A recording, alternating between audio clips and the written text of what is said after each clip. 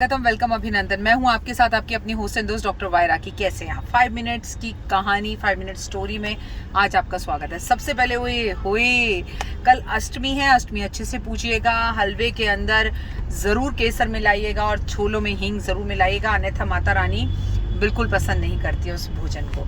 अपने घर की बच्चियों की तो पूजा कीजिएगा ही कीजिएगा, लेकिन सामाजिक तौर पर बच्चों को घर ज़रूर बुलाइएगा। नहीं बुला सकते तो बच्चों को खाना बाहर जाकर देकर आइएगा।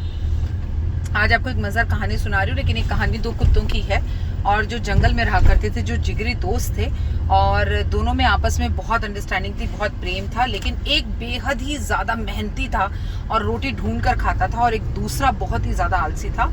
उसको रोटी तब खानी होती थी जब पहले वाला ढूंढ के ला दे या उसको फोर्स कर कर कहे कि चल हम शिकार पर चलते हैं, क्योंकि जंगली कुत्ते थे, वो जंगल में रहते थे। और दूसरा दोस्त उसे हमेशा समझाता था कि आलस किसी काम नहीं आता, कभी तू फंस गया तो तू दौड़ नहीं पाएगा, तुझे कोई जंगली जानवर पकड़ लेगा, तू मर जाएगा, मैं तेरी कब तक मदद करूंगा, तू अपना शिकार करना सीख और थोड़ा एक्टिव हो, सोया मत कर।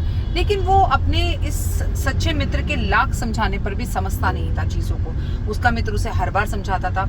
और एक दिन यही हुआ, जंगल में बहुत सारे पागल दीवाने से हाथी आ गए।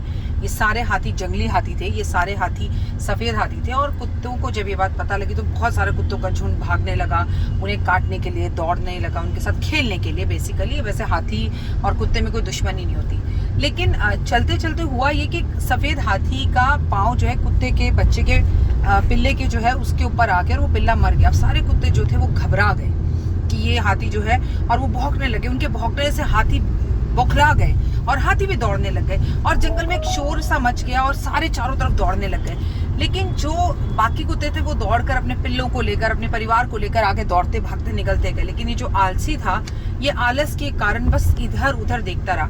बाकी कुत्तों ने भौंक भौंक कर इसे बहुत बोला कि तुम भागो, चलो, सच्चे मित्र हैं हम तुम्हारे। और उसका जो सच्चा मित्र था उसने तो उसको पीछे जाकर वापस पकड़ने की भी कोशिश की, हाथ भी पकड़ा, पर वो इतना दौड़ने में हाफ रहा था कि बीच में ही छूट गया और उसकी मौत हो गई।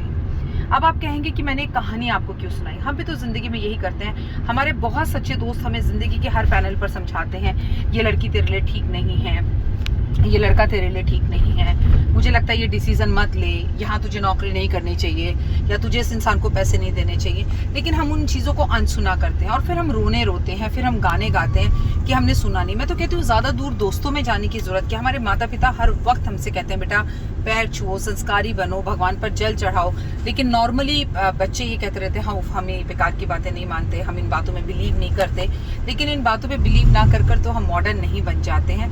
अपने संस्कारों से, अपनी रूट से अगर कोई भी इंसान दूर होता है तो यकीनन वो खत्म हो जाता है। पतन पता है कब होता है? जब आप बिस्तर पर बैठ के ही खाते हो, बिस्तर पर बैठ के ही आपको सोना भी है, बिस्तर पर बैठ के पढ़ना भी है, बिस्तर पर बैठकर सब कुछ करना है, जूते उतारने में आपको आलस आता है, नहाने में आपको आलस आता है, तो यकीनन हाथी रूपी पाप, हाथी रूपी आलस आपको और मुझे कभी भी खत्म कर सकता है। ये कोविड का टाइम है जब आलस ने हमें चारों तरफ से घेरा हुआ है। प्लीज अगर आप आलस में हैं तो सच्चे मित्र भी आपकी मदद नहीं कर पाएंगे। कहानी को शेयर जरूर कीजिएगा। फिलहाल दीजिए इजाजत, नमस्कार।